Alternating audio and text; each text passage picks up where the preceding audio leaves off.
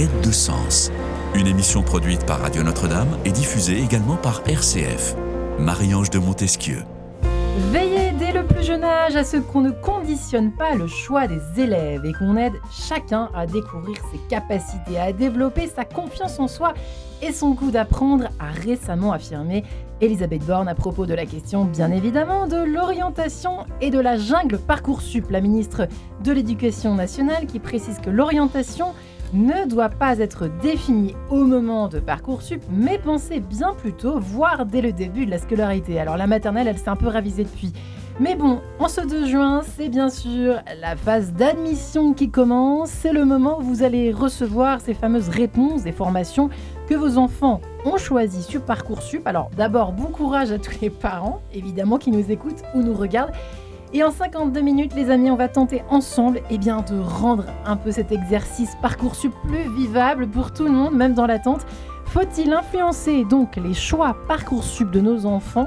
Jusqu'à quel point faut-il stresser devant tous ces choix et ces échéances? Nous en parlons évidemment aujourd'hui avec nos 4 invités qui sont pour commencer Marie-Gabrielle de la Salle. Bonjour Marie-Gabrielle. Bonjour Marie-Ange. Ravie de vous recevoir. Vous êtes psychologue, coach en orientation depuis combien d'années maintenant? Depuis 15 ans. Vous maîtrisez bien Parcoursup? Pas mal. Je crois. Heureusement que vous êtes là. Moi, j'y connais pas grand-chose. La mienne étant maternelle, j'ai encore du chemin. Encore un peu de chemin. C'est le choix des écoles qui va se jouer, mais c'est tout. Emmanuel Desortan, bonjour Emmanuel. Bonjour Marie-Ange. Ravie de vous revoir. Absolument. Un an plus tard, vous qui êtes formé en logothérapie. Sur la question du sens, vous avez recruté, accompagné pendant des années de très nombreux collaborateurs, pendant 20 ans, je crois, dans les fonctions techniques, support, etc., au sein d'un grand groupe industriel. Vous accompagnez aujourd'hui, de l'autre côté, les jeunes dès le début de leur questionnement à l'orientation. Vous accompagnez également des personnes dans leur parcours de VAE, la fameuse validation des acquis de l'expérience. On dira un peu plus tout à l'heure sur tout ça. Et puis nous sommes en compagnie de Patrick Chapouille. Il y a du monde aujourd'hui autour de la table. Patrick, bonjour. Bonjour. Ravi de vous voir, vous recevoir. Vous êtes parlé bien dans votre micro si vous le pouvez. Vous êtes psychologue du travail. Vous accompagnez depuis 20 ans de manière éducative les personnes qui ne savent pas quel métier choisir, qui ont besoin de préciser leur choix avant de prendre une décision. Alors ça peut se jouer également, ça peut aider. Peut-être, vous nous le direz, on peut venir vous consulter avant, en seconde par exemple. Absolument. Ah voilà, ça possible. C'est intéressant pour les parents, bon tips. Vous venez de publier un livre justement, tout récemment, fraîchement préfacé par le docteur Xavier Pomereau. Ça s'intitule « Choisir une orientation, accompagner l'adolescent dans sa singularité » aux éditions des Chroniques de la Chronique sociale. Et nous sommes enfin en compagnie d'Hélène Primirski. Bonjour Hélène, ravie de vous recevoir. Bonjour Marie. Alors vous êtes responsable de la promotion des formations d'Unilassal, chargée de coordonner l'équipe qui va faire connaître les formations donc Unilassal dans tous les établissements. Alors Unilassal, c'est tout ce qui est métier lié au c'est tout ce qui est formation d'ingénieur dans tous les domaines d'activité, au préalable dans les sciences et vie de la Terre, mais dans tout ce qui est énergie, numérique, robotique, enfin tous les secteurs qui existent aujourd'hui. Non, la science. Non, sciences et vie de la Terre, voilà. tout ce qui est scientifique finalement, puisqu'on a 4 campus qui ont chacun leur spécialité et qui sont orientés aussi bien sciences et vie de la Terre que énergie et numérique. Alors, c'est vrai qu'avant de rentrer dans ce studio, on évoquait ensemble une question. Alors, moi, il me semblait, basiquement, que quand on était, nous, en seconde, première, terminale, déjà, on s'y intéressait un peu à la fin, un peu à l'arrache, faut bien l'avouer. C'était nous qui faisions nos choix, on se déplaçait, on regardait le Minitel, parce que, eh oui, nous avons connu le Minitel, voilà, pour certains d'entre nous, et nous allions nous inscrire avec nos jambes à la fac, dans les écoles, on allait aux entretiens nous-mêmes, on faisait nos choix, et nos parents, ma foi, validés ou pas, mais bon, voilà, on faisait le boulot, quoi. Aujourd'hui, on a l'impression que les parents drive, mais dès la 5e, je sais pas. Marie-Gabrielle, vous êtes maman, il y a plusieurs mamans autour de la table, qui veut... Voilà, est-ce qu'il y a eu qu'est-ce qui a changé là-dedans? Est-ce qu'on est devenu super parents hélicoptères? Mais il n'y a pas que ça quand même. Parcoursup est quand même très compliqué aujourd'hui, on peut l'avouer. Vous qui maîtrisez toutes les arcades. Alors évidemment, moi, je trouve pas que ce soit compliqué. C'est vrai. Parcoursup. D'accord. Mais il faut l'apprivoiser. Ouais. C'est vraiment à apprivoiser.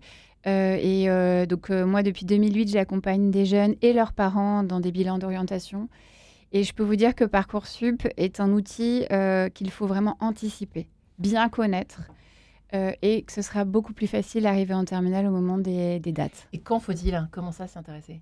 Alors, ça dépend beaucoup des profils d'élèves, mais je dirais que plus la scolarité est difficile, plus c'est mieux de se pencher sur l'orientation tôt. Et donc, moi, je suis très dans l'accompagnement personnalisé, étant donné que je reçois que des jeunes avec moi et que je suis psychologue scolaire, donc dans un établissement.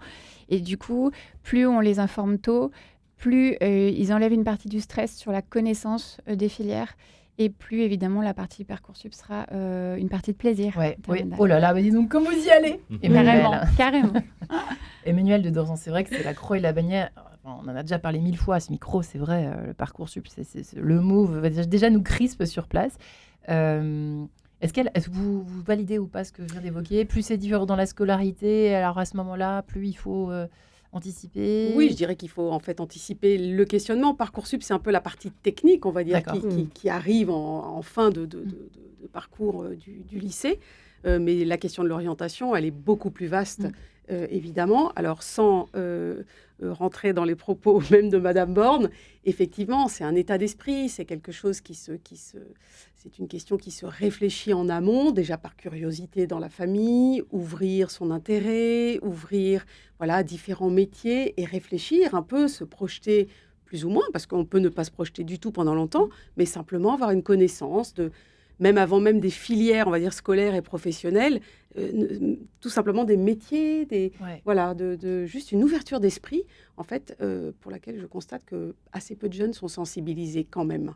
C'est-à-dire que leurs parents j'incriminerai personne. Ne servent pas autant qu'avant. C'est ce que vous oui, disiez la dernière fois. S'émerveiller de certains métiers, ouvrir vraiment, parler avec des amis de ses parents, d'autres adultes, découvrir en fait des filières avant de rentrer dans ces aspects techniques qui font peur, effectivement. Mais en fait, se mettre au courant un petit peu, se tenir au courant quand on est parent de tout ce qui existe autour de nous, des métiers, des nouveaux métiers, des filières, etc.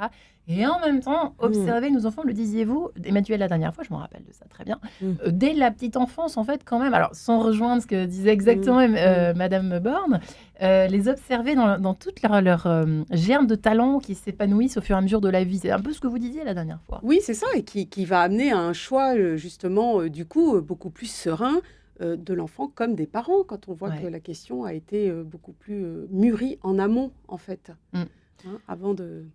Alors, n'est-on ingénieur ou le devient-on dans la question ? Non, du tout.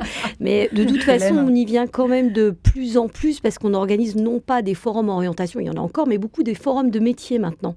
Et on voit des parents qui accompagnent leurs enfants qui ont 12, 13, 14 ans pour voir les métiers qui existent et connaître quelle formation faire pour obtenir ce métier, en fait. D'accord. Et ça, on le voit.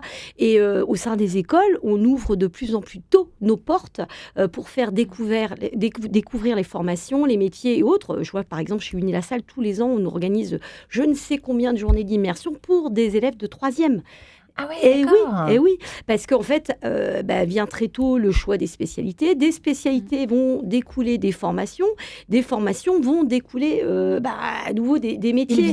Ils viennent les élèves. Oui, alors souvent, c'est imposé par l'école, mais en fait, à la fin de la journée, on leur dit qu'est-ce que tu as retenu ? Je savais pas que c'était ça, un ingénieur. Je savais pas du tout, en fait. Je pensais que c'était quelqu'un qui travaillait qu'en recherche et développement. Ah non, un ingénieur, c'est quelqu'un de terrain. Donc, c'est quelqu'un de terrain. Donc, mais en fait, ça, ils ne peuvent le voir qu'en se questionnant le plus tôt possible, en fait. Et puis, alors, les parents, en fait, doivent signer des dérogations hautes pour qu'ils puissent venir visiter les établissements avec leur école.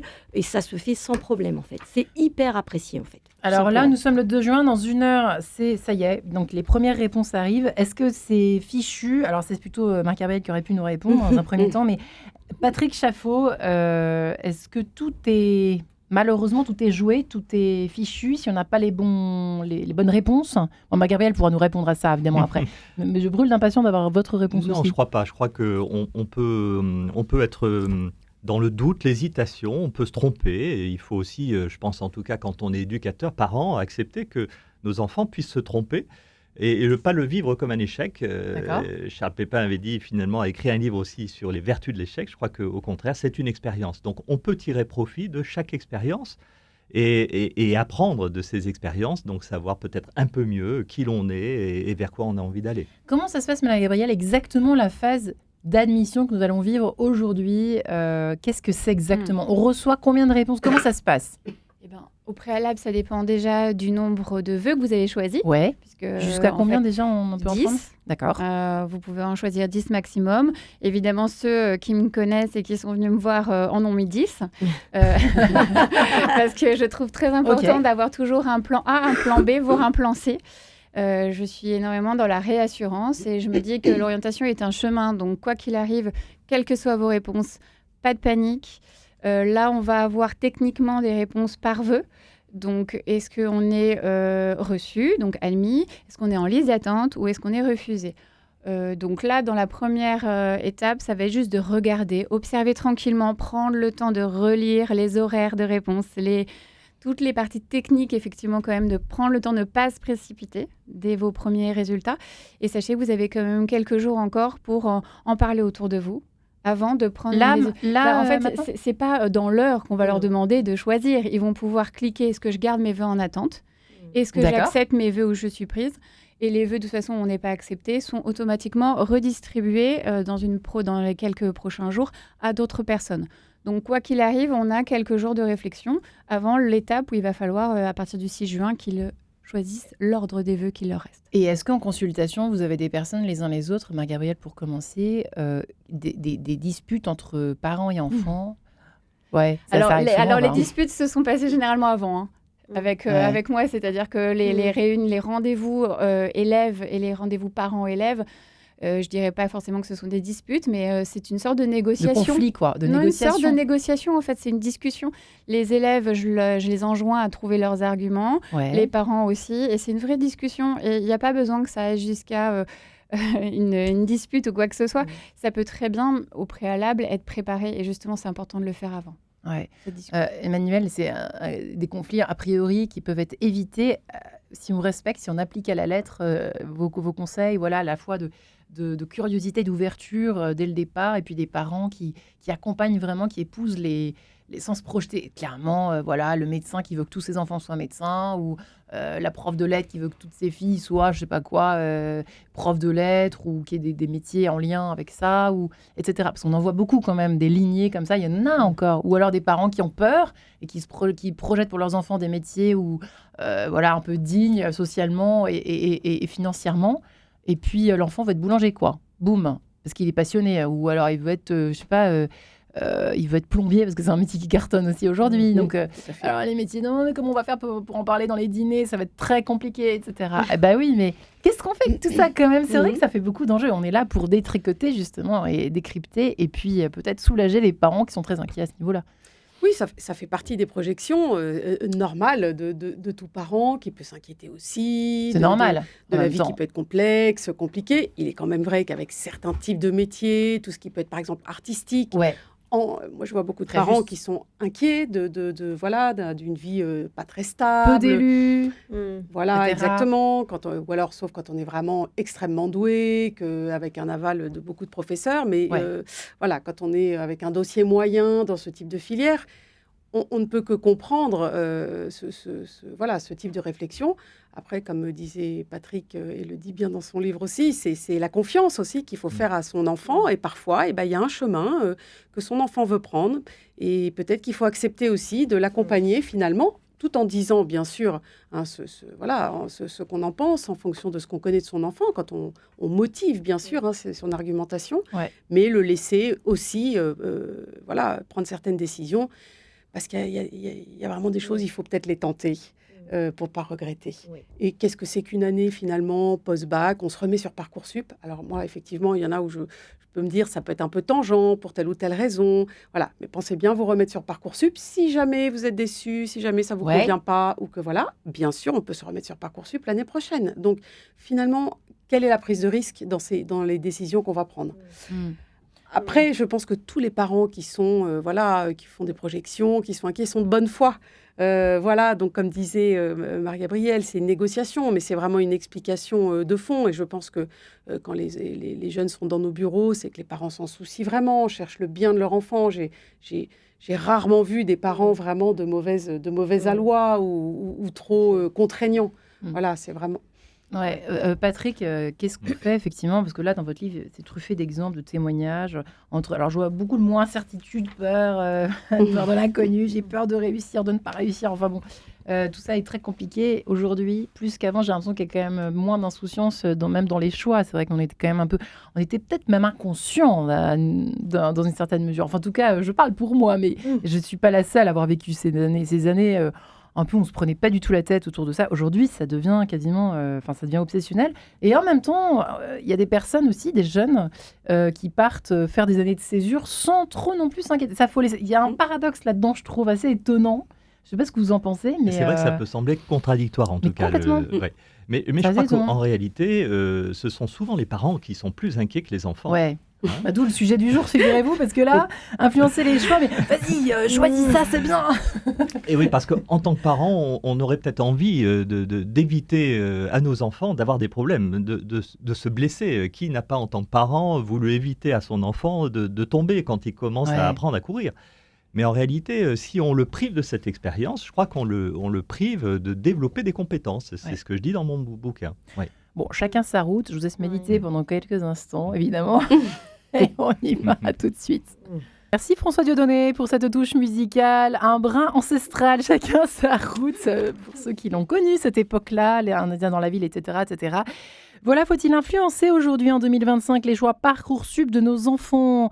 Quelques minutes, si je puis dire, avant cette phase des admissions sur Parcoursup qui est fort anxiogène pour certains parents, peut-être pas pour tout le monde, mais Marie-Gabrielle a l'air de détendre l'atmosphère dans la salle. Elle qui est psychologue, coach en orientation depuis des années maintenant, qui nous réconcilie d'une certaine façon avec cette plateforme un peu diabolique pour ceux qui découvrent un peu tout ça, tous les choix. C'est vrai que ça peut être un peu effarant de tomber, presque sidérant de tomber sur cette multitude de choix, et en même temps c'est extraordinaire parce que c'est l'univers des possibles qui s'ouvre à nous et à nos enfants. Est-ce que je vous ai rassuré les parents? J'espère que oui. Emmanuelle de Dorton est avec nous, elle qui est toujours passionnante sur toutes ces questions liées au talent. Donc vous qui êtes formée en logothérapie notamment, vous essayez de donner du sens aux choix que nous faisons et à ceux que nos jeunes font évidemment. Vous accompagnez des personnes dans leur parcours de VAE, de validation des acquis de l'expérience. Bref, vous en connaissez un rayon sur l'orientation. Patrick Chaffot est psychologue du travail. Il vient de publier ce petit ouvrage, Choisir une orientation, accompagner l'adolescent dans sa singularité, à la Chronique sociale. Vous qui accompagnez depuis 20 ans les personnes qui ne savent justement pas quel métier choisir, que ce soit à 18, 20 ou 40 ou même 50 ans. Et enfin, Hélène Primerski, j'ai eu un doute, vous qui êtes responsable de la promotion des formations du réseau Unilassal. Alors c'est vrai qu'on disait à l'instant qu'il y avait des éléments hors antenne, on disait qu'il y avait cette fameuse la peur de décevoir ses parents, et c'est très intéressant, Marie-Gabrielle, quand même de ne pas nier que nos ados ne sont pas des robots et que ce ne sont pas non plus ni des bébés ni des adultes, mais un entre-deux que l'on vit, que l'on traverse à travers il faut traverser les tempêtes de l'histoire familiale, de l'histoire de la vie, la vie sociale, qui est quand même parfois un petit peu semée d'embûches, voire très semée d'embûches, plus cette fameuse question d'orientation qui vient s'agréger au reste. Et c'est pas forcément simple, tout ça, quand on est ado. On demande à un jeune, je vais réduire un tout petit peu les âges, parce que moi je reçois beaucoup de collégiens et de lycéens, mais on leur demande quand même d'avoir des bonnes notes, d'avoir un projet, de gérer leur changement de vie, c'est-à-dire la frontière entre je quitte l'enfance pour rentrer dans je ne sais pas quoi. C'est très angoissant, ça me fait peur. Est-ce que je vais être un adulte? Est-ce que je vais bien gagner ma vie? Mais au milieu de tout ça, qu'est-ce que je suis vis-à-vis des pères? Enfin, en fait, on est dans une tempête psycho-affective. Et souvent, on dit ça quand on est psychologue. Et donc là, quand on travaille dans l'orientation, on rencontre un jeune qui nous file un peu le paquet, et les parents aussi, en nous disant est-ce que vous pourriez mettre un petit peu d'ordre là-dedans? Donc, comme le disait Emmanuelle, c'est vrai que quand on est dans cette démarche-là, ils adhèrent à ce que déjà ils demandent de l'aide. Mais en revanche, les jeunes, souvent leur attitude d'effacement, c'est pas simplement que ça les inquiète pas, c'est que ça les inquiète trop aussi. Et donc en fait, c'est là où c'est pas qu'ils sont paresseux du tout. Évidemment, j'aime pas ce mot en tant que professionnel, parce que paresseux, on sait pas ce que ça veut dire, mais ils sont parfois bloqués et à un endroit de leur vie, de leur histoire à eux, et on leur demande de se projeter, ce qui est très angoissant. Donc, un effacement, c'est-à-dire, ça se traduit comment? C'est ça peut être l'ado qu'on a du mal à réveiller, tout simplement. Hein. Je parle aux parents d'ados. Ça peut être tout simplement celui qui va dire « je suis fatigué », qui va dormir jusqu'à 14h. J'exagère, bien sûr, mais c'est un peu ça, quoi. voilà, ça va être un peu... ou pas, parfois. Mais en l'occurrence, c'est juste quelque chose de l'ordre du physique où on se retire physiquement de quelque chose de trop lourd à porter psychologiquement. Et puis, pardon, j'ai dit que ça pouvait être des garçons, mais ça peut être des filles aussi. Mais on est dans une période de gros changements. Ouais. Donc, en fait, tous autour de la table, on est un peu des tuteurs que les jeunes et les parents viennent voir. Alors, quand on est parent, on fait quoi avec des enfants comme ça? Je vous passe la parole à vous, Patrick, qui est également psychologue. Qu'est-ce qu'on fait pour que les enfants cessent de s'effacer, s'expriment, s'affirment et je crois que c'est une question de confiance. On en a parlé tout à l'heure. Je crois que c'est le rôle des parents de préparer en fait l'orientation. Parce que choisir une orientation, ça s'apprend. Et ça s'apprend assez tôt même. Alors, je ne reprendrai pas les termes d'Elisabeth Borne qui parle dès la maternelle, mais enfin, quand même, beaucoup de chercheurs en sciences de l'éducation ont confirmé le fait que plus on s'y prend tôt, je dirais mieux c'est. C'est-à-dire que, ça veut dire quoi s'y prendre tôt? S'y prendre tôt, c'est-à-dire que de l'orientation, on peut en faire sans s'en apercevoir. C'est-à-dire de la même manière qu'on peut apprendre le français à un enfant en lui lisant une histoire, je crois qu'on peut faire de l'orientation sans s'en apercevoir. Et c'est ce qu'on évoquait déjà tout à l'heure. Donc je crois que... Par exemple, quand on croise des copains... le mari, le père fait, je sais pas, est pilote ou un truc pas forcément aussi sexy que ce métier-là, mais je sais pas, est architecte par exemple. La maman est, je sais pas ce qu'elle fait, par exemple, ingénieur. Ouais. Allez, ingénieur mécanicien, voilà, ingénieur agronome. Je sais qu'il y a beaucoup de femmes dans cette branche-là. Et là, au lieu de juste dire ça, on explique aux enfants, c'est ça, par exemple, ça se traduit par... Par exemple. Mais prendre le pli, en fait, de ça. Par exemple, mais j'irais même plus simplement, peut-être que déjà les parents pourraient parler de ce qu'ils font. On ne fait pas assez, ça. Beaucoup de jeunes ne savent pas ce que leurs parents font. Donc, je crois que déjà, ça commence par ça. Expliquer ce que l'on fait. Voilà, je fais de la radio, mais c'est quoi de la radio? En quoi ça consiste? Moi, il y a triche parce qu'elle est venue ici. C'est déjà par cœur. Mais c'est important, je crois, déjà aussi d'expliquer ce que l'on fait, peut-être de faire découvrir l'environnement de travail aussi à ses enfants. C'est très, très important. C'est assez bénéfique. À quoi ça sert? Oui. Réellement, concrètement, en fait, de leur expliquer à quoi ça sert. Et c'est ce qui se fait de plus en plus dans les forums de métiers, en fait. Donc, les entreprises viennent expliquer, des personnes qui travaillent dans les entreprises viennent expliquer ce qu'ils font sur des forums écoles aussi. De plus en plus, les écoles fonctionnent comme ça, en fait. Plutôt que de faire venir des écoles elles-mêmes, elles font venir des parents d'élèves qui viennent expliquer à leurs enfants, ou aux enfants de tout le monde, ce qu'ils font. Voilà. Comme ça, ils savent, j'aime ou j'aime pas, en fait. Ça me parle ou ça me parle pas, en fait. Voilà. C'est comme ça que ça se passe, en fait. De plus en plus, en fait. Je pense que les gens sont de plus en plus conscients de cette difficulté. Mais moi, j'ai une question. C'est que alors, je sais plus si je vous avez déjà posé la question. Je perds un peu la mémoire. Pardon, j'ai 42 ans. Ouh là là, comment ça... Mais à chauffer un peu là, sous le casque. En revanche, Emmanuel, le fait qu'il y ait énormément de choix. Moi, je me projette. Je m'imagine ado maintenant. C'est quand même compliqué de se retrouver avec tous ces choix. Moi, j'aurais envie de faire un métier par jour. Vous voyez ce que je veux dire? De faire un choix par jour, d'être aussi, de faire un choix, je sais pas, m'orienter vers le parfum. Je voulais rêver, voilà, le parfum, ou alors dans, je sais pas, par exemple le journalisme, par exemple dans, je sais pas, dans tous les métiers qui peuvent un peu coller avec mes résultats scolaires. Enfin, j'imagine un élève type aujourd'hui. Qui pourrait faire 1000 choses. C'est quand même compliqué quand il y a tellement de choix comme ça. C'est pas évident de pas se lâcher, quoi. Dès le départ, si je puis dire. Vous voyez, de pas naître slasher avant de tomber dans la marmite du monde du travail, quoi, si je puis dire. Comment est-ce qu'on fait? Comme disait Marie-Gabrielle tout à l'heure, il y a des choix à serrer, hein, A, B, C. Vous allez voir votre premier choix. Et puis, par exemple, si vous étiez intéressé par le parfum, est-ce que vous étiez scientifique? Non. Là, déjà, voilà. Boum. Alors, voilà. Alors moi, quand j'accompagne les jeunes, effectivement, j'accueille tout ça.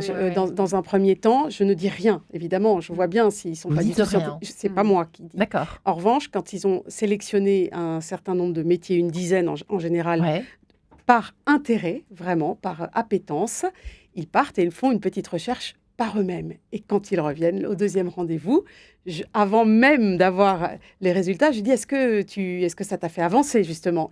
Et la plupart du temps, évidemment, ils disent, bah oui, tel métier, c'est pas du tout pour moi. j'ai bien vu votre que... méthode est très intéressante. Mais c'est eux qui amènent... Ça vient d'eux, en fait, que vous les faites travailler. Je peux le dire, ils n'entendent pas, de toute façon. Ouais. Est-ce que Mère Gabrielle, vous travaillez comme ça ou autrement? Quel est votre tips à vous? Quand j'ai commencé, j'ai élaboré un test de centre d'intérêt pour que les élèves aient 30 minutes pour se mettre en situation. Qui nous donne c'est assez basique, il y a d'autres tests qui existent comme ça, mais qui nous donnent simplement une base de discussion. Et avec un questionnaire que là, on remplit ensemble. Donc là, c'était de la discussion d'élèves avec moi.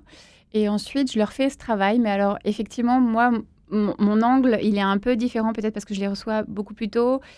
C'est qu'en fait, je fais un travail d'abord sur les secteurs d'activité, pas les métiers.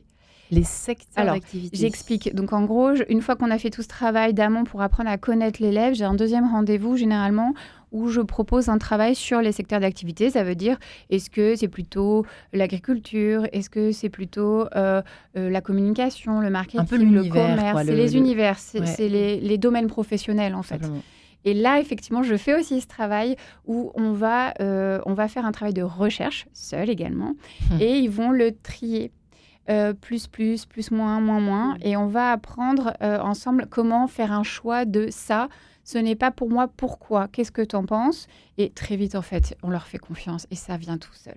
Mais en rendez-vous, vraiment, quand on amorce le travail, on leur donne 2-3 éléments. Et moi, je fais plus grand-chose à la fin. Et ce que j'adore, c'est quand le dernier rendez-vous avec les parents est là, c'est l'élève qui parle tout seul. Mais est-ce que ça arrive que les élèves ne savent vraiment pas, même au bout de 3 mais au bout de... oui, bien sûr, évidemment. Et au bout de, généralement, de 2 rendez-vous, en fait, on peut déjà... Donc, ceux qui, évidemment, ne savent rien du tout, je parle des domaines professionnels et je parle très peu, au fur et à mesure des rendez-vous, des métiers. J'essaie de concrétiser auprès des écoles et des filières pour rendre plus concret, notamment le scolaire. C'est-à-dire que le scolaire, il faut qu'il y ait un sens. Et moi, j'ai un jeune qui est passé de 8 de moyenne en physique à 15 parce qu'il a découvert une école d'ingénieur. Waouh. Et c'était pas parce qu'on a parlé d'un métier, mais c'était grâce à une formation. Je trouve ça génial, ce que les forums de métiers par filière. Une fois qu'on a fait ce travail au préalable, après, ils ont le terrain. Et là, les écoles proposent énormément de choses. Ouais. Patrick, c'est délicat. On sent que c'est quand même délicat, C'est délicat, mais je trouve intéressant l'idée que si on apprend à choisir, si on apprend à se découvrir, on peut en effet donner du sens aux apprentissages. Et après, quand on est doué dans plein de choses, c'est compliqué. Vous voyez, quand on a des enfants multitalentueux, on fait comment? Je parle pas de la mienne, bien évidemment, attention, parce qu'après j'ai des mails. Mais voilà, vous voyez ce que je veux dire? Mais c'est propre à l'adolescence, je dirais. C'est une période de tiraillement, en fait. On peut être, justement attiré par tout et son contraire. Et c'est justement le rôle des éducateurs, des professionnels, de l'accompagnement, des parents notamment, de pointer du doigt ces contradictions parfois. Mais je crois qu'on a les mêmes aussi en tant qu'adulte, parfois. Il vous est pas arrivé, par exemple, de vouloir louer ou acheter un bien immobilier, puis finalement d'être attiré par tout et son contraire, vouloir c'est moi, ça. un jardin, mais en même temps vous n'êtes pas très jardinier, vous voulez une grande maison, mais en même temps vous voulez des enfants, des bébés, quoi, capricieux. Exactement. C'est vrai. Oui, on veut tout. Donc la vie nous éduque aussi par principe, c'est-à-dire que alors il y a des enfants, il y a des ados extrêmement talentueux dans plein de domaines, ils touchent un truc, ça devient de l'or. Ok, ça existe. C'est pas tout le monde. Et c'est pas plus simple. Oui. Et c'est donc pas plus simple. Et c'est donc comment vous leur dites quoi, les amis? Vous leur dites quoi, Hélène, à ces vous leur diriez quoi à tous ces ados? De toute façon, en plus, on est très bon partout. On est très bon partout. En fait, la vie s'arrête pas forcément à un choix qu'on va faire sur Parcoursup. Ça tombe dans 10 ans, choisir peut-être une autre orientation. Ça s'intéresse pas aux parents. On va regarder. Exactement, voilà. Et en plus, il faut aussi savoir qu'il y a quand même l'intelligence artificielle qui arrive à grands pas. J'ai eu une journée, en fait, sur l'enseignement la semaine dernière qui dit bien que les écoles vont devoir se réorganiser perpétuellement pour pouvoir être en phase avec les nouveaux métiers qui vont émerger. Donc, aujourd'hui, on fait un choix sur Parcoursup qui durera peut-être 10 ans, c'est peut-être bête à dire, et que dans 10 ans, il faudra peut-être se reformer pour pouvoir être en phase avec la réalité du marché ou par rapport du travail ou la réalité de ce qu'on souhaite faire, en fait. Donc, voilà. Donc, il faut dédramatiser en fait, se dire que oui, il faut accompagner, essayer d'aiguiller dans le bon sens. Si vous avez face à vous un enfant qui veut pas être commercial ou qui veut être commercial mais qui est très très introverti, compliqué, ou qui veut être médecin comme on disait tout à l'heure et qui n'est pas bon en sciences, c'est compliqué. Mais il faut savoir, donc là on peut donner des grandes, l'épauler, pas imposer, l'épauler.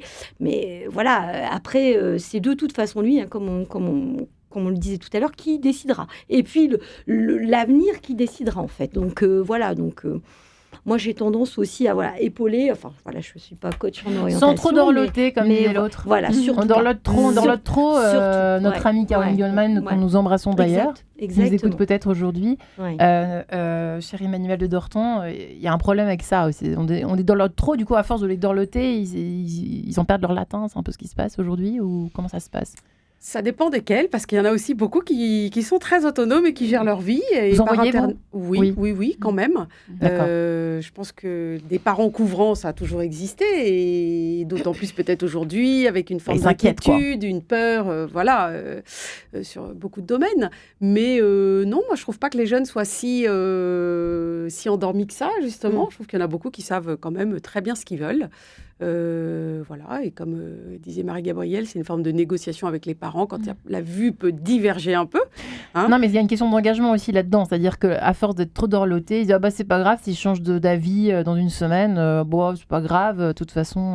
Je crois pas qu'ils se disent ça quand même, à part vraiment des cas, mais ils se rendent compte que c'est quand même quelque chose d'important, qui les engage. D'accord. Ils sont quand même stressés, quoi. Je pense que ça les stresse, donc c'est pas une question anodine et qu'ils prennent à la légère. Ou s'ils le font, comme disait Marie-Gabrielle, c'est pour d'autres raisons. Une forme de désinvestissement apparent, ça je peux le voir aussi. Mais ma question, c'est pourquoi les parents sont autant derrière? La question que je posais au départ, j'aurais dû au fond la reformuler différemment, mais est-ce que c'est parce que Parcoursup a l'air très compliqué, ou est-ce que c'est l'époque qui fait ça, juste avant qu'on se sépare, parce que c'est bientôt l'heure de se séparer une dernière fois, mais Marie-Gabrielle, vous voyez ce que je veux dire? Est-ce qu'on a raison comme ça d'être derrière eux, sur leur dos pour les aider? Parce qu'autrefois, honnêtement, il y a 20 ans, c'est nous qui faisions tout. Alors, je trouve que c'est important actuellement, dans certains environnements, oui, de pouvoir être quand même des parents qui sont des repères. On reste quand même des repères en tant que parents, et que c'est important de pouvoir mettre un cadre. Le cadre, c'est ce que je dis aux parents, peut être flottant selon l'élève, selon ses résultats scolaires, selon ce qu'il est, sa personnalité, mais il faut quand même des parents qui les accueillent et qui les rassurent au moment où ils touchent justement la frontière. Ouais. Eh bien, nous nous séparons cette fois, c'est la bonne. On My Way, Cocoon, à tout de suite.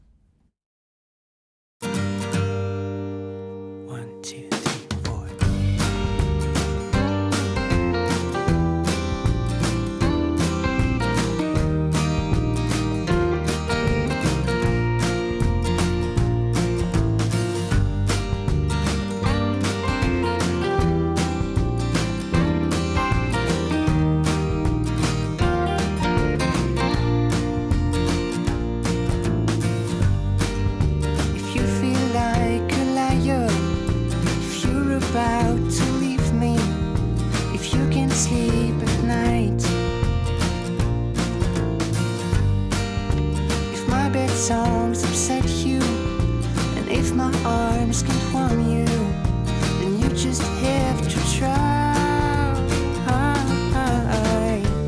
I am such a coward. I could win an award. You may not believe me, but it would be okay. Be okay. Okay.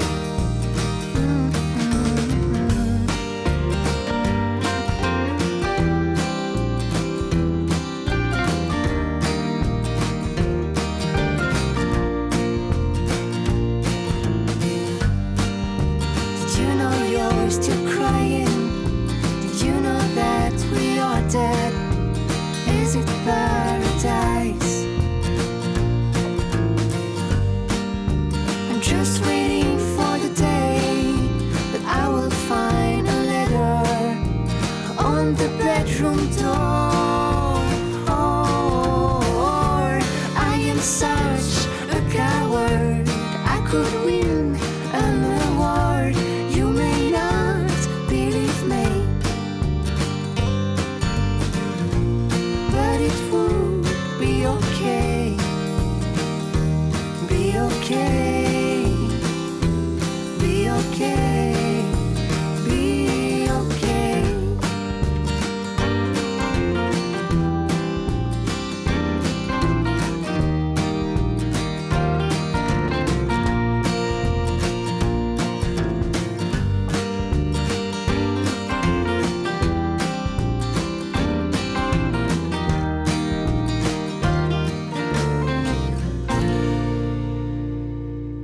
On my way, si seulement tout le monde pouvait dire on my way, I'm going on my way. Faut-il influencer les choix Parcoursup de nos enfants? Oui et non. Enfin oui, mais jusqu'à un certain point. On est là pour les épauler, si j'ai bien compris ce qui s'est dit depuis le début de cette émission. Mesdames et messieurs, si je puis dire, Emmanuel de Dortan, Patrick Chaffot, Hélène Primirski et puis Marie-Gabrielle de la Salle, eh bien on est ravis de vous avoir pour nous rassurer nos parents qui nous écoutent en ce 2 juin, ce jour le début des admissions, évidemment sur Parcoursup. Et vous disiez qu'on parlait, voyez, un peu, c'est l'époque des paradoxes de toute façon. Il y a à la fois les dorlotés, ok, mais il y a aussi, et peut-être même surtout aujourd'hui, des abandonnés, c'est-à-dire, Marie-Gabrielle, vous en rencontrez évidemment. Alors, ceux qui viennent vous voir, mesdames et monsieur, Patrick, c'est ceux qui, justement, a priori, ont du mal à faire des choix, sont perdus, se sentent abandonnés, etc. Mais quand même, c'est une tendance, Margaret, vous confirmez. C'est une tendance aujourd'hui d'ados qui sont complètement largués, quoi, qui ne savent même pas... Je finirai aussi par ceux qui acceptent d'être aidés. Parce qu'il y a ceux autour de cette table qu'on ne rencontre pas. Et forcément, ils rencontreront forcément personne. Il y a un peu de tout, en fait. Et il y a ceux dont les parents décident point à leur place et ils se réveillent un peu plus tard. Donc peut-être qu'ils auront la chance de vous rencontrer un peu plus tard aussi. Mais en fait, il y a aussi ceux au collège-lycée pour lesquels c'est les pairs, c'est-à-dire les amis qui ont fait le quotidien, mais pas le scolaire, pas la structure. Ça existe, évidemment, pour des raisons diverses et variées, et des parents qui ont des difficultés personnelles aussi. Ils ont du mal à faire face à ce choix. Et là où moi, je suis très rassurante là-dessus, c'est que ce choix, comme vous le disiez tout à l'heure, il n'est pas inéluctable. C'est pas parce qu'on choisit une filière sur Parcoursup que ce sera cette filière. Et c'est un chemin, l'orientation. Parcoursup, c'est juste une première petite étape. Vraiment. Donc, écoutez bien, ouvrez vos oreilles. Voilà l'essentiel, il est là. Tout va bien se passer. Oui, bien sûr. Mais effectivement, là, moi, je travaille dans un environnement où il peut aussi y avoir beaucoup d'élèves, on va dire, abandonnés, c'est un terme très fort, mais dans lequel il n'y a pas autour d'eux des personnes qui se sentent assez, concernées ou qui leur laissent, à l'inverse, pensant que, voilà, ils leur laissent toute la liberté possible. Mais est-ce que finalement, ça les rassure ? Quand je les reçois, pas forcément, parce que l'angoisse peut être 2 fois plus forte parfois aussi. Donc c'est à nous, parfois, de structurer encore plus le choix à plan A, plan B, plan C. Vous transformez en nounou parfois, quoi, presque. Oui. C'est presque ça, vous disiez. Ouais, sans l'habit, mais de nounou. Mais en fait, en tout cas, il y a une certaine responsabilité aussi. Les parents bossent, les parents prennent pas le temps finalement ils ont lâché un peu l'éducation. Ou alors, ils pensent aussi que leur enfant leur fait croire que tout va bien. Je veux dire, on peut pas se substituer aussi à un enfant qui est très malin, en fait, qui a trouvé les solutions pour qu'on lui fiche la paix, et qui se rend compte en face de moi qu'en fait, le choix, il est absolument pas fait. Ouais, Patrick, vous confirmez un petit peu cette tendance ? Je confirme, mais les parents peuvent être aussi complètement démunis. C'est-à-dire, on peut avoir en effet le sentiment que les parents abandonnent un peu leurs enfants, mais je crois aussi que les parents, parfois, ne savent pas comment s'y prendre, tout simplement, en disant « mais comment je peux aider mon ado, mon jeune, à faire ses choix d'orientation ?» Parce que Parcoursup, au fond, c'est l'étape, je dirais la dernière étape presque, mais il y a tout un chemin, comme on le disait, préalable à cette étape-là, quoi. Et Parcoursup, c'est pas le processus d'orientation, c'est presque l'aboutissement de la décision. Mais il y a tout un chemin à faire avant Parcoursup, quoi. Et comment aider son enfant, en fait, à s'orienter, à faire ses choix. C'est ce que j'explique un peu dans mon bouquin. Il y a une démarche, en fait, qu'on peut utiliser, mais c'est une véritable... C'est un processus. L'orientomètre. Donc, première étape, découvrir et se découvrir, savoir qui on est, en fait. C'est vrai qu'on ne le fait pas, on ne le faisait pas.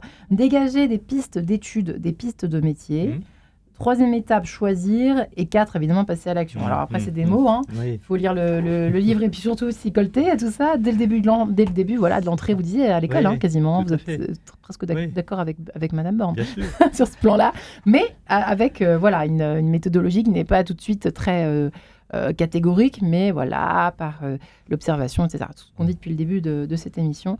Et c'est vrai que voilà, c'est compliqué parce qu'on doit parler à tous aujourd'hui, à tous les parents, tous les jeunes, tous les gens qui sont paniqués, ou alors des neveux et nièces qui peuvent les influencer. C'est vrai que vous avez parlé des pères, Marie-Gabrielle, Et c'est vrai qu'il n'y a pas que les parents dans l'histoire. Les pauvres, on leur met toute la patate sur les épaules, là, mais le sac à patates sur les épaules. Mais c'est aussi inviter les jeunes à un peu s'inspirer de leur PAIRS, si je puis dire. Hein. C'est ça. Il faut les faire rêver, il faut qu'ils rêvent un petit peu, quoi. Aujourd'hui, Hélène, les copains. Nous, on a des jeunes aussi qui viennent à l'école parce qu'ils savent que dans leur entourage, ils connaissent quelqu'un qui a fait cette formation-là. Ça s'est super bien passé. Il a un métier hyper intéressant. Et voilà, alors qu'au départ, il n'y pensait pas. Il n'y a pas que les parents, en fait, effectivement. Est-ce qu'un élève qui rame depuis, allez, on va imaginer depuis le primaire ou depuis le début du collège, etc., on peut le faire complètement. Est-ce que vous avez des expériences les uns et les autres à raconter à ce micro de personnes, d'enfants ou d'ados qui ont une scolarité épouvantable et tout à coup on les fait rêver avec un métier et les notes changent. Alors, quelqu'un m'a parlé d'une note en physique, je ne sais plus qui c'était, vous Emmanuel ou Marie-Gabrielle, qui est passée de 8 à 15. Moi. C'était par rapport à une école même. Incroyable. C'était le coup de foudre. En l'occurrence, c'était une école d'aéronautique et passé de 8 à 15 en 2 trimestres. Et je l'ai envoyé à Toulouse, pour pas nommer, école d'ingénieur. Mais en fait, avec lui, il n'y a eu que ça. On avait tout essayé avec les parents aussi, en plusieurs rendez-vous. Et en fait, en regardant ensemble, et lui, il a cherché, je lui ai donné 2-3 pistes. Et en fait, il m'a dit ça a l'air sympa. Je dis vas-y. Et les parents, ils ont été, pour le coup, chouettes. Ils ont dit allez, on y va. On prend le week-end, on y va. Il est revenu, alors là, il avait tout compris en physique, c'était extraordinaire. Hallucinant. Mais ça, on le voit tout le temps, nous. C'est appliqué. Mais oui. C'est appliqué quand les jeunes n'aiment pas les maths. Ils viennent en école ingé. Je pense que c'est dans toute école ingé. Tu concrétises réellement et tu vois à quoi ça sert les maths, tu vois à quoi ça sert la physique. C'est vrai que quand on est au lycée ou au collège, on se dit ça sert à quoi d'apprendre ça. Moi, mes enfants, ils me le disent tout le temps. Et plus ils avancent, en fait, ils disent ah ouais, ça sert à ça. Et effectivement, donc ça peut tout changer. En fait. Moi, j'imagine, je suis parent d'un ado qui est en 5e, qui est nul en maths, qui est nul en physique, qui est nul en SVT, etc. Il rêve d'être pilote de chasse. En fait, j'en connais un réellement dans mon entourage. Mais ses parents sont désespérés, mais t'as pas le niveau. Alors, les pauvres, moi j'aurais peut-être dit... Alors, on imagine que c'est pas forcément la meilleure attitude, mais Emmanuel, qu'est-ce qu'on fait avec cet enfant ? Qu'est-ce qu'on fait ? On essaye d'aller voir une école et que ce soit d'autres personnes aussi qui lui disent, en fait. Et il l'entendra peut-être, parce que de la part de ses parents, il y a peut-être un... Qui lui disent quoi ? Qui lui disent qu'il peut pas ? Voilà, s'il n'a pas telle note ou telle... prendre simplement une matière au lycée, parce que si les professeurs disent non, et si on va voir fini. Marie-Gabrielle, elle va nous dire, attends, qu'est-ce qui te plaît dans l'univers ? J'imagine un peu le truc. C'est ça qui va se passer chez vous ? Il y a un principe de réalité, et là je rejoins tout à fait Emmanuel. Je rejoins Emmanuel sur un principe de réalité, mais je dirais que l'espace-temps n'est pas le même. Là, si on parle d'un élève en 5e, on a encore un peu de temps. Mais on peut préparer un plan B. Et on n'est pas obligé de lui en parler. Mais on peut, soit quand on est l'adulte, préparer un plan B, dire voilà ce qu'il faut. Et ça, c'est le principe de réalité. Je suis tout à fait d'accord. Le principe de réalité, c'est que pour aller là, et en l'occurrence, pilote de chasse, c'est quand même un métier extrêmement précis, avec des filières précises, un concours. Enfin, je veux dire, voilà. En revanche... Très sélectif, exactement. Et très sélective, n'oublions pas. Et donc, à partir de ce moment-là, on peut très bien ne pas, en 5e, je parle de la 5e, c'est pour ça que l'espace-temps est important, ne pas bloquer. En revanche, peut-être préparer un plan B, et il y en a d'autres, dépenser, etc. Patrick, vous diriez quoi, vous ? Alors, moi, je serais tenté de dire aux parents, ne privez pas vos enfants d'une expérience. C'est-à-dire que cet enfant qui est jeune, en 5e, qui envisage d'être pilote de chasse, pourquoi le priver de cette représentation qu'il a ? Peut-être que finalement, il ne sera jamais pilote de chasse, mais par l'exploration de cet environnement, peut-être qu'il deviendra contrôleur aérien, peut-être qu'il deviendra mécanicien dans l'aéronautique. Donc je crois que plutôt que de priver l'enfant de ce genre de rêve, au contraire, c'est favoriser l'exploration qui va être essentielle, quoi. Et je trouve aujourd'hui, là c'est une opinion que je formule, mais qu'on manque d'imagination. Et au contraire, l'orientation, c'est favoriser cette imagination et pas les priver, je crois, de certaines expériences. Ne pas avoir peur, en fait, en tant que parent, qu'ils se dirigent dans une voie qui nous paraît un peu improbable, incertaine, mais qui peut-être débouchera sur un projet qui est inattendu. Et donc l'orientation, c'est justement s'ouvrir à l'inattendu, être capable de l'accueillir aussi en tant que parent. Et ça, c'est difficile, probablement. Peut-être aussi qu'il y a ce blocage-là. C'est des parents qui... C'est vrai que c'est quelque chose auquel vous êtes confrontés, mesdames, j'imagine. Alors Hélène, peut-être moins, parce que vous êtes déjà dans On a en fait, un réseau, ouais, mais pas n'importe qui. Ouais, mais on est quand même, oui, tout à fait, mais on est quand même amené à orienter malgré tout les élèves. Nous, quand les on fait différents venir niveaux, quoi. Forcément. voilà, et quand on fait venir des élèves pour faire découvrir des métiers, des formations et autres, on discute aussi avec des étudiants qui sont pas forcément intéressés par les sciences, alors que c'est un prérequis quand même assez important. Et pour autant, par expérience, par ce qu'on voit sur les métiers et autres, on les aiguille, on essaye de les aiguiller, on les réoriente aussi vers des coachs en orientation, etc. Si. Et puis peut-être, effectivement, dans un premier temps, à la limite, si les parents sont extrêmement insistants, et on ne leur en veut pas, parce qu'ici, on n'est pas là pour casser les parents, qu'ils fassent un peu ce que disent ses parents. Et puis, dans un deuxième temps, peut-être alors, il trouvera le moyen, puisqu'il y en a beaucoup aujourd'hui, de rentrer dans cet univers par une porte ou par une fenêtre. Rebondir. Ils ont besoin de s'identifier, je trouve. En fait, nous, on fait souvent des webinaires et on a l'impression qu'en fait, c'est beaucoup les étudiants qui, quand ils parlent à des élèves qui arrivent à « Ah ouais, tu fais ça, ouais ». Donc voilà, il y a vraiment besoin d'un sentiment d'identification, ce qu'on appelle les personas, en fait, entre guillemets. Ils ont besoin de se transposer, en fait. Ouais. Et voilà, je dis pas que c'est des moutons, mais ils ont besoin de savoir un petit peu plus concrètement ce que ferait un jeune de leur âge ou ce qu'il fait, en fait, concrètement, en fait. Ouais. Parce que les parents, c'est forcément d'une autre génération, en fait. Ils n'ont pas vécu, ils vivent pas comme nous, en fait. Ouais. Ce sera toujours comme ça jusqu'à la fin des temps. On était pareil. On était pareil, en fait. Même si on fait du mieux, on essaye de s'adapter, mais on est quand même has-been. Donc voilà. C'est vrai, on sera toujours l'has-been de nos enfants. Oui. Donc, mais voilà, c'est comme ça. Ne pas le nier.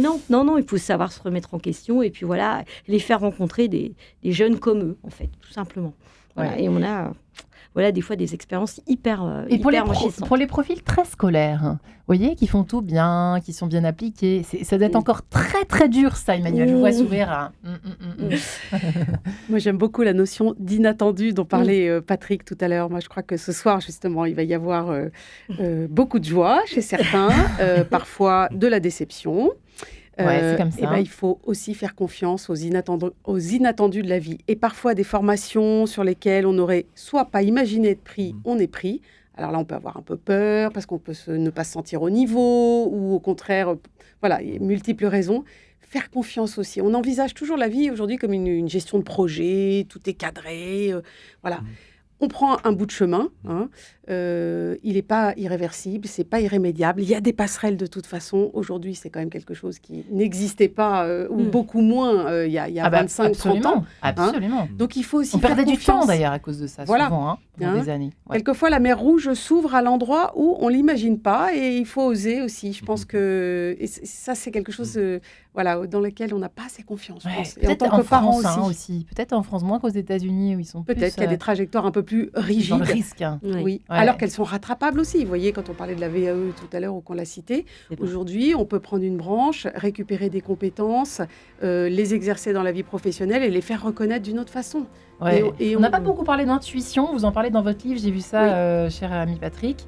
Mais c'est vrai qu'on reçoit énormément, nous, à la rédaction d'ouvrages, donc l'équipe Enquête de Sens reçoit énormément d'ouvrages sur l'intuition, retrouver mon intuition comme si elle avait disparu avec toute l'IA, les trucs, les nouvelles technologies, etc. Et Marie-Gabrielle, peut-être que c'est le mot de la fin, je ne sais pas. Est-ce que la confiance retrouve un peu de positif dans toute cette affaire, en ayant davantage confiance en l'avenir, en ces chemins que prendront nos enfants, au fond. Après, la confiance et puis Parcoursup. On a envie de vous croire. Parcoursup, non, mais la confiance aussi dans les outils. Parcoursup, c'est vraiment un outil, je trouve, qui permet de donner beaucoup d'informations, mais qui quand même donne beaucoup de chance aussi. Donc on peut l'année prochaine aussi s'y reprojeter et ça reste qu'une étape sur le chemin. Bien, merci beaucoup. Merci pour ce joli mot de la fin. Et voilà, nous sommes ravis de vous avoir tous reçus. Je rappelle Emmanuel de Dorton, que vous accompagnez des personnes dans leur parcours de VAE, que vous continuez à vous passionner pour ces formations, ces questions d'orientation au pluriel. Patrick Chaffot et votre livre, je le rappelle, choisir une orientation accompagnée l'adolescent dans sa singularité à la chronique sociale. Et puis merci Hélène Primirski, responsable de la promotion des formateurs d'Uni La Salle, et Marie-Gabrielle de La Salle, psychologue coach en orientation. Merci les amis, bonne soirée. Merci Marie-Gabrielle.